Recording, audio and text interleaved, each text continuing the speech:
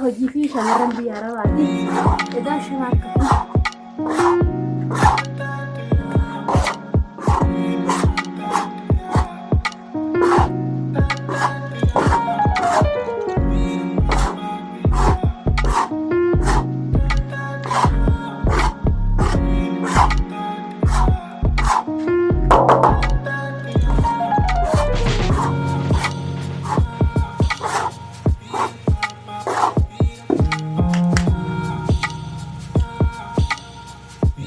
Mee maal yaadatu shamarran keenya hojii akkanaa yeroo isinitti agarsiisu mee maal yaadatu bittoo nyaadhu bash hojii fi shamarran biyya Arabaati.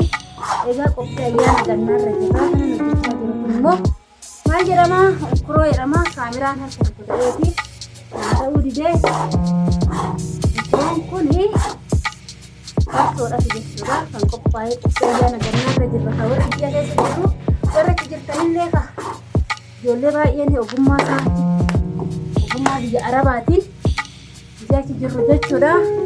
Samariidhaan fakkii naqachaa turre wantoota garaagaraatirraa ayyaana yaadachuuf hojjechaa turre. Har'a immoo Itoophiyaa keessatti galee kun haala kanaanan babbashaalaa jira jechuudha. Zawwee diinaa yellaanii hojjetu siinaan kuni manni ganaadha. Hin xumuramne miti reema hin xumuramne miti. Kanaafuu gaafa siinaan kiyya xumurame immoo gaafa manni kiyya guutuun xumuran isaa kiyya guutuu hojii akkasii agarsiisa. Hojiirra jirra kun siraan biyya Oromoo keessatti qanaanna'ina foortaa gala kan biyya waliin masqaladha. Oromoo biyya wajjin jiraatu waan ta'eef masqalatti hunkurala እናንተ hojii daganneen jiran malee hin beekan hojii dagachaa hin daganne. Ani jiruu biyyatti kaarlee biyyaa malee jiruu dhuunfaa biyyaa hojjetadheen beeku. Amma immoo jiruu dhuunfaa biyyaa eegaleen jira. Haala kanaanii keessummaan natti dhufu waan ta'eef qophiirra hin jira jechuudha. Baranoodha ijoollee mee nuti ilaalina hojii keenya kanallee kuroon akkan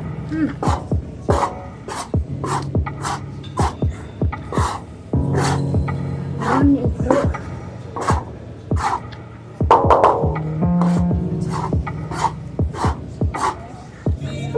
reemaa uffattee jirti akkasumas natti godhameeffamee jiru jechuudha. Warreen baay'eetu nan kalladhe mana furdadha.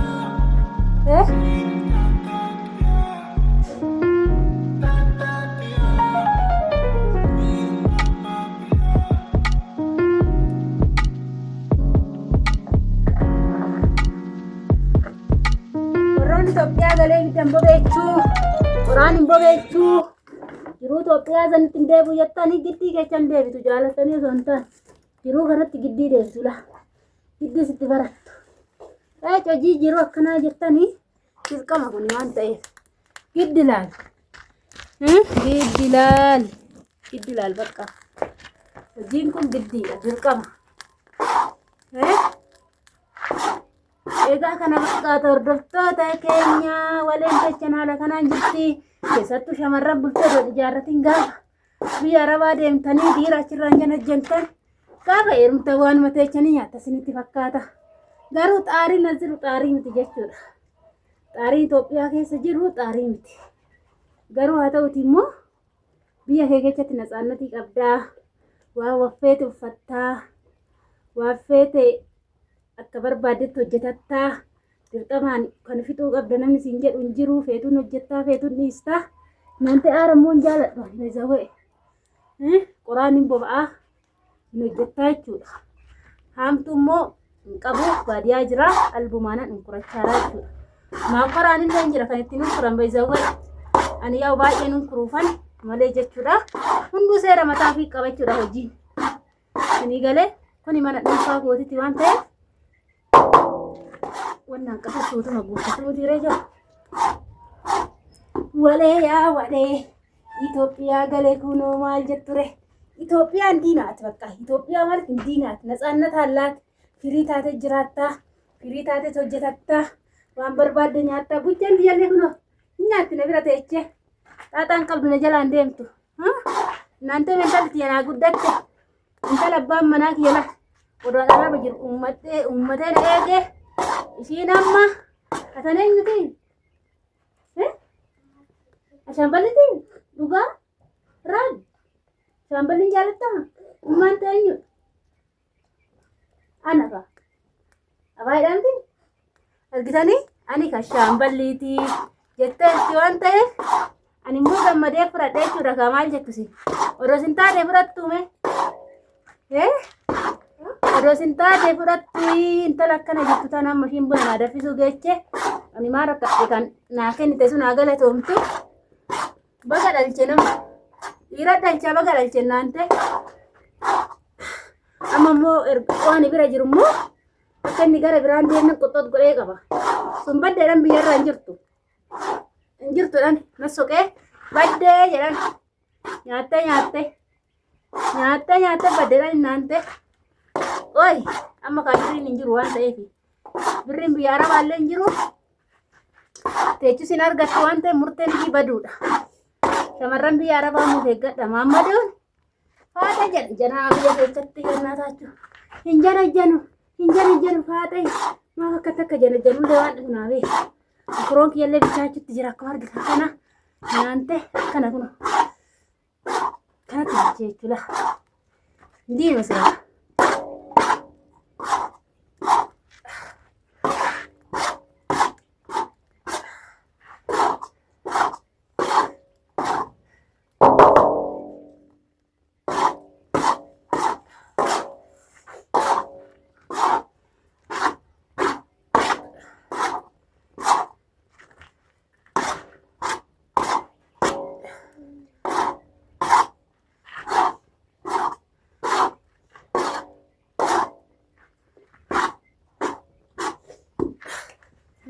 Dino sira dino nanti teh cile nak kami ada nabat tamale teh cuma lek Polis sira le tayo jichunan danda antai bekin ujet tamale onim bati kemar kita kan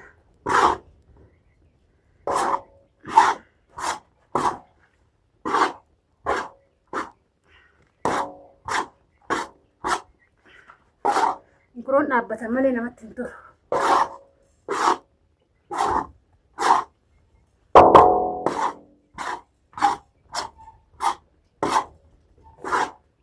Kurun immoo yoo irraa harka fudhatan nama jalaa gubataa yoo gubate immoo shaggaa hin dhufu kanumaaf dafee nunkura jechuudha nama guba baay'ee bifitti natti jira waan ta'eef.